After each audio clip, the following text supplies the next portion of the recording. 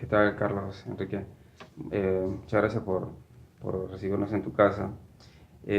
Ahora acabas de presentar hace poco una reedición de tu primera novela, ¿no? La que publicaste en el 2010. Es una novela de ciencia ficción, está enmarcada en ese género. Cuéntanos un poco cómo surge, ¿no? Esta primera idea, esta primera iniciativa que tienes tú para escribir tu primera novela y cuéntanos un poco sobre de qué va. Bueno, esta es una máquina para ver a los muertos. Entonces se puede resumir qué cosa es el fantasmoscopio y las motivaciones del personaje principal de Teófilo Bernabé es el amor, ¿no? La convicción de que puede ver a una persona amada después de que ésta ha partido del mundo físico. Eh, Creo que mi influencia principal no es precisamente el saber qué hay detrás de la muerte, sino el tratamiento a la muerte, como lo he ido observando en el recorrido dentro del país, ¿no? Me gradué bastante joven en la escuela militar y salí a trabajar al altiplano, a Puno, y de ahí he alternado entre la sierra y la selva, en poblaciones muy diversas, donde el tratamiento a la muerte siempre ha tenido algunas peculiaridades, sobre todo si se trata de alguien como yo, que por ejemplo viene de una ciudad o ha vivido fundamentalmente en ciudades de la costa, ¿no? Como Lima o Moquegua o Camaná. Entonces, digamos que esto me llamó mucho la atención y fue el insumo principal para poder hacer esta novela. La escribí muy rápido, pero la pensé por bastante tiempo. O sea, estuve con la idea dando vueltas por mucho tiempo, hasta que en un momento, y lo tengo claro que fue en Zarumilla, en la frontera con Ecuador, que me puse a escribir la novela de largo y la terminé así como tal como se lee, de un solo tirón. Y solamente para contextualizar, ¿qué estaba haciendo usted en Zarumilla exactamente? Me enviaron a... Era jefe de una compañía de antitanque, ¿no? Tenía a cargo unos cañones antitanque y después de eso pasé a trabajar en un batallón de infantería. Era un batallón de infantería que tenía mucha tradición porque era el que había participado en la guerra con Ecuador. Entonces había mucha mística en cuanto a eso, ¿no? Y, y estaba ahí, pues un lugar que hacía mucho calor, recuerdo, y que siempre tenía un tema de mucha que tenía que tener mucha resistencia física, porque también llovía durísimo, ¿no? Y en ese interín fue escribiendo la novela, ¿no? Por eso era un proceso también físico también, no solamente era mental, sino también físico a la misma vez. Ya. Nos contaba en la previa que lo escribió muy rápido, ¿no? Muy rápido para incluso hacer su primera novela. Eh, ¿Cómo tenía práctica previamente? Claro, Cómo en realidad surgió? había venido publicando ya, digamos, dentro del medio interno por donde yo me manejaba. Ya. Este, Escribía con bastante regularidad. Quizás lo escribí rápido por el hecho que lo pensé por mucho tiempo, o sea, tenía la novela dándome vueltas en la cabeza. Hay a veces espacios en la vida en los que uno puede reflexionar y esos espacios los llenaba pensando en lo que iba a escribir. Por eso que cuando ya me senté finalmente a hacer el texto, fluyó rapidísimo porque las ideas las tenía bastante claras. No sucede lo mismo cuando escribes algo que estás desarrollando, ¿no? El- a la misma vez, ¿no? Donde puedes detenerte y puedes ponerte a investigar un poco más, ¿no? En este caso sí tenía clara la idea de lo que iba a escribir. Ujú. Nos comentaba que le interesaba a usted el tratamiento de la muerte, ¿no? Por las experiencias que tú también has tenido en el campo. Eh, pero también hablas del amor, ¿no? Creo que aparte de la muerte, eh, es una historia de amor, ¿no? La que Sí, se cuenta ahí. fundamentalmente, sí. Habla un poco sobre también eso.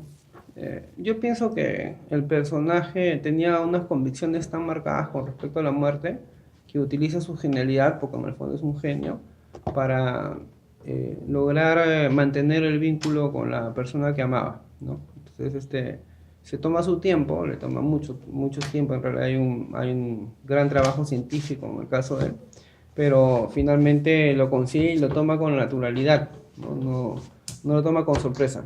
Él siempre creo que vive a expensas del mundo social, ¿no? Es en algún momento he llegado a pensar que era hasta autista, hasta estos autistas geniales que tienen conflictos con la sociedad, pero que son finalmente esas lumbreras que el mundo necesita de vez en cuando. Y es a partir de esa convicción con respecto a que te voy a volver a ver y que comienza este trabajo de construir esa máquina para ver a los muertos. Ujú. Ahora Teófilo, que es este personaje, protagonista, eh, es un poco extraño, ¿no? Su forma de ser, porque eh, su concepto de amor debe ser muy especial, distinto, porque él quiere contactarse con una persona que está muerta, ¿no? Y tal vez así concretar su amor. ¿Cómo es que has manejado eso? Yo creo que cada quien dentro de sus creencias, dentro de cómo se ha formado o dentro de su propia ideología personal, concibe las formas de amar de la manera como mejor le viene, ¿no? En el caso de Teófilo, él estaba convencido que la vida continuaba y por eso es que él comienza a desarrollar su invento. En otros casos, eh, hay gente que se desliga del personaje que ha perdido, no totalmente, pero por lo menos físicamente sí, ¿no? Que comienza, busca otra nueva relación, un nuevo amor, se vuelve a enamorar, ¿no? Pero en el caso de Teófilo, esa cuestión no era una posibilidad, ¿no? Él estaba convencido de lo que estaba haciendo. Y existen en realidad, ya han existido muchos amores así, ¿no? Ese amor, ese amor de Penélope, ¿no? Y que también muchas veces se da en el mundo como el mío, por ejemplo, donde se viaja mucho y se regresa después de tiempo. Y muchas veces los soldados que combaten en algún lugar lejano siempre tienen la foto de la novia, ¿no? Como parte de sus insumos personales, ¿no? Tiene un Cristo, un rosario, una cuestión, la Virgen María y la novia, ¿no? Y vuelven, ¿no? Vuelven y la buscan. No sé ahora con las interacciones que existen por las redes sociales y todo, si eso va a cambiar, está cambiando en realidad, pero al menos en ese tiempo funcionaba así, ¿no? Gente que regresaba después de largos viajes donde se perdían en la lejanía, en el horizonte, de la distancia de un país como el nuestro, que es un país geográficamente muy, eh, muy accidentado, donde las comunicaciones son difíciles, hasta ahora incluso en muchas partes. Y ahí es donde esta figura de la novia, de la esposa lejana, funcionaba siempre, ¿no? Era una conversación diaria entre los hombres lejanos. Ajá. Ahora, a raíz de este invento, en la novela, ¿no? Genera mucha conmoción, movimiento a nivel mundial y sobre todo en el lugar donde ocurre, ¿no? Mucha gente se congrega, se colas para poder conversar y ver a sus muertos, ¿no?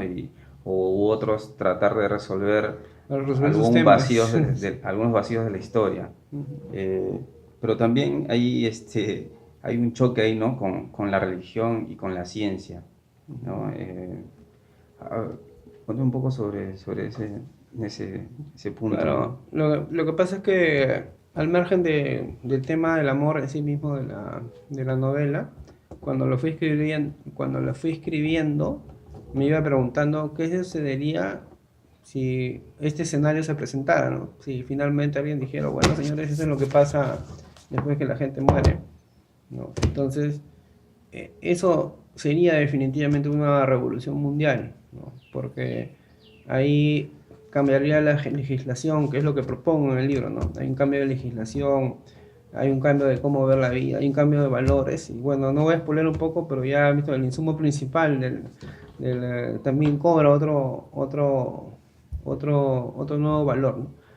Eh, Era para mí un ejercicio mental importante, ¿no? Porque había muchísimas variables. Es más, la novela pudo haber sido más grande, pero no quería arriesgarme a hacer una novela gigantesca cuando todavía no tenía esa capacidad.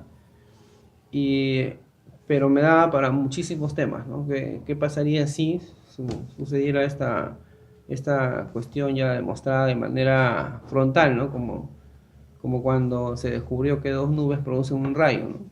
Entonces ya deja de ser un dios y pasa a ser una cuestión controlada por el hombre, una cuestión más científica, una cuestión aprovechable, una cuestión con otro completo valor del que tenía el hombre antiguo, ¿no? Entonces eso es más o menos lo que sucede cuando comienzo a deliberar conmigo mismo respecto al uso del fantasmoscopio y su relación con la sociedad. Claro, claro. Incluso también hay personas, ¿no? Cazadores de talento que quieren aprovechar este tema, ¿no?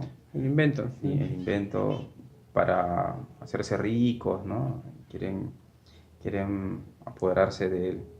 Otro asunto que me di cuenta al empezar a leer la novela, aunque también se repetía en ciertas partes y hasta el final, era el inicio, ¿no? El inicio era un... me hizo acordar mucho la entrada de Cien años de soledad, ¿no? ¿Ya? ¿Tiene algo de eso ahí? ¿Hay algo? Yo me imagino que cuando escribí la novela, que fue en el año prácticamente 2009, más o menos, eh, tenía bastante influencia y hay unos textos todavía míos que han sido publicados posteriormente de los escritores del boom.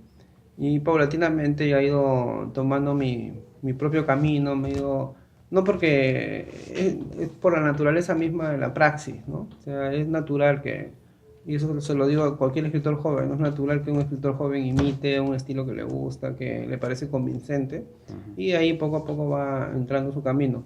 Entiendo que eso puede haber ocurrido, hay gente que lo descubre, otros que no, pero sí hay cierto homenaje a estos latinoamericanos que apostaron por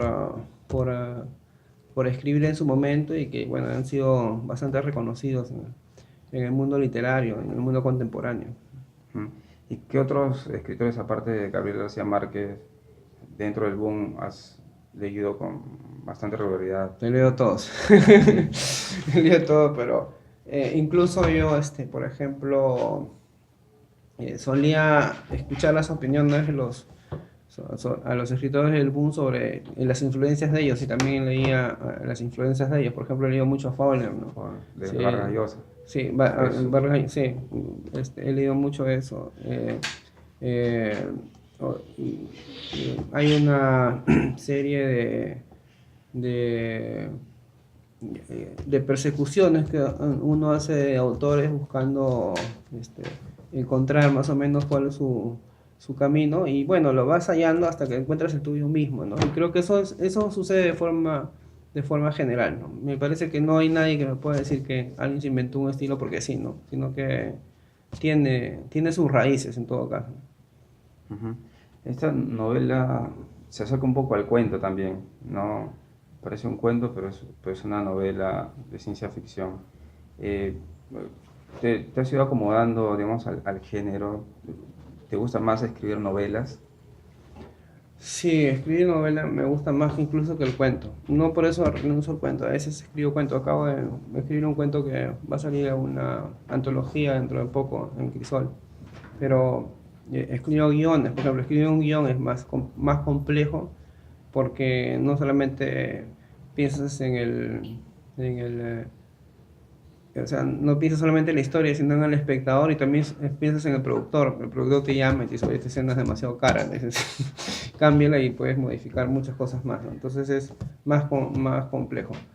La novela te da la facultad de poder expandir un poco más las ideas, ¿no?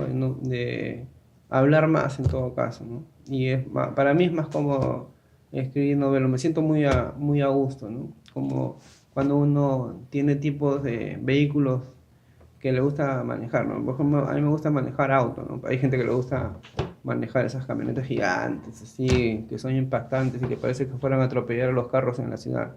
Y otros que le gusta manejar mototaxi también, Ujú. o motocicleta. Entonces, en este caso yo sí me siento cómodo escribiendo novela y cuando encuentro una historia digna de una novela inmediatamente me involucro en el tema y voy por ahí, ¿no? Ujú.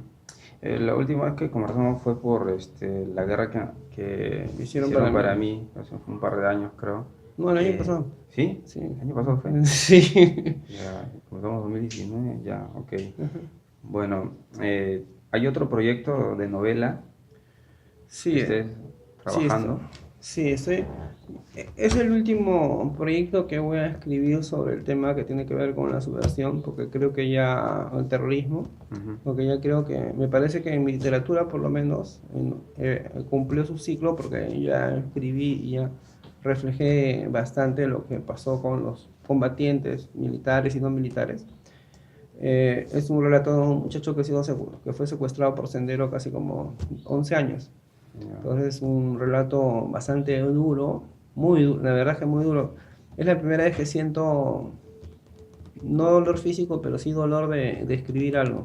Sobre todo porque no es una simple ficción, sí es una cuestión, una experiencia personal muy difícil para la persona que lo vivió.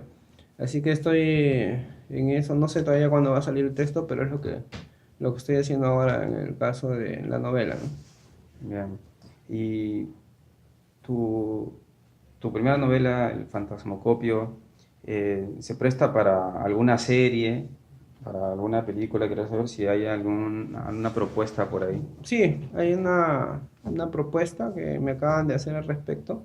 Siempre me dijeron en realidad que la novela daba para eso, pero antes el cine peruano todavía no tenía el peso que ahora tiene. Ahora comienza a convertirse en un cine importante progresivamente.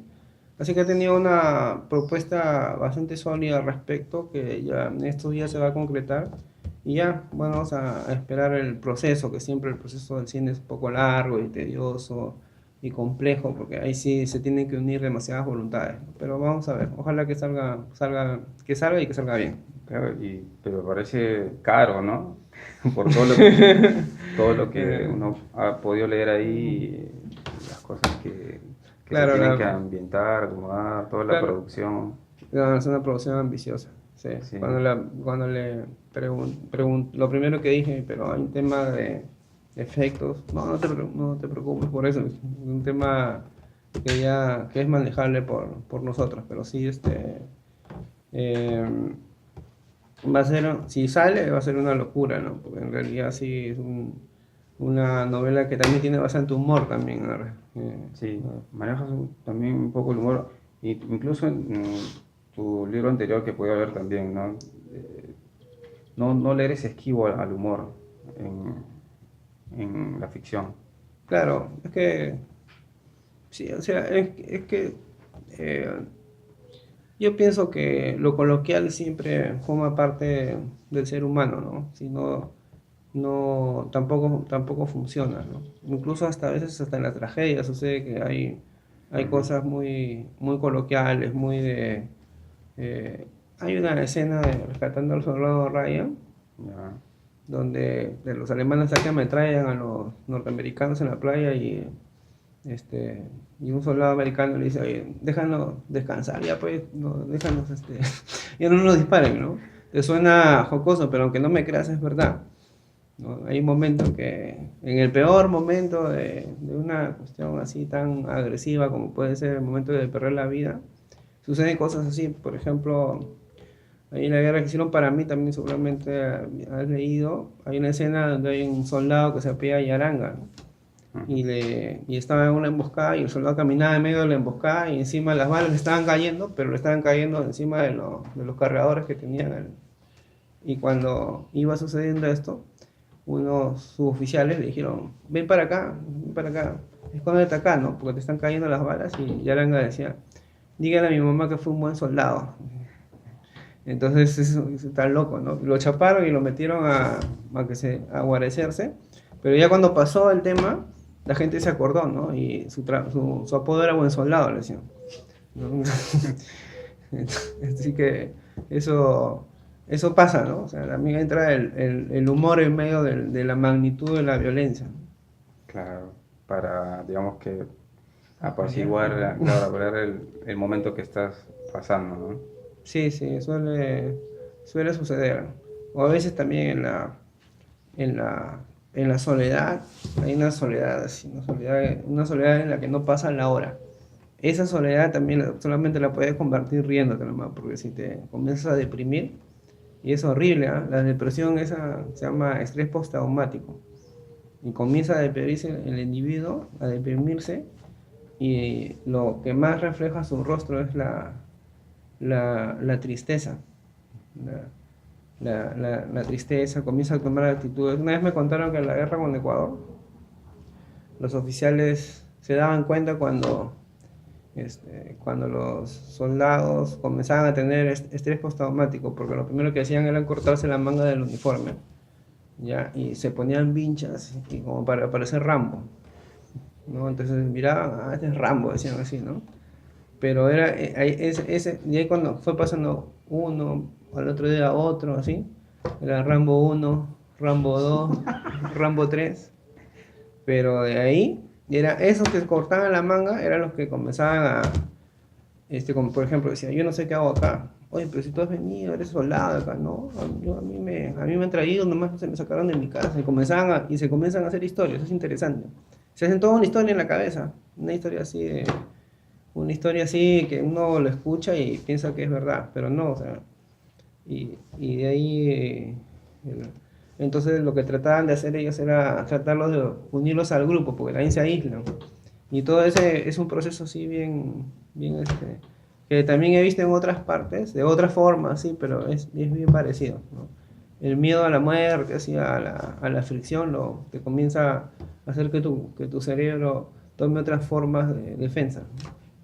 Ok, ok, Carlos. Chao. Hola, soy Carlos Enrique Freire, autor del grupo Planeta. En esta ocasión vengo a presentar El Fantasmoscopio, una novela que en realidad es una reedición porque ya sí había sido publicada por primera vez hace unos años y trata sobre un inventor peruano, un muchacho de origen altiplánico que eh, realiza o construye una máquina para ver a los muertos. Y esta máquina la construye solamente por una cuestión de amor, al haber perdido un ser querido, una persona que amaba, y que él se prometió que la volvería a ver en un momento. Así que se lanza al proyecto de construir esta máquina, pero una vez que la máquina cobra vigencia o la sociedad la conoce, ahí comienza el verdadero problema, ¿no? Porque la gente entiende que la muerte ya no es un tema oculto ni un tabú y una serie de comportamientos y de decisiones materiales se van a tomar a partir de su descubrimiento. Así que espero que puedan leerla y disfrutarla, además se van a divertir porque tiene muchísimo humor. Gracias.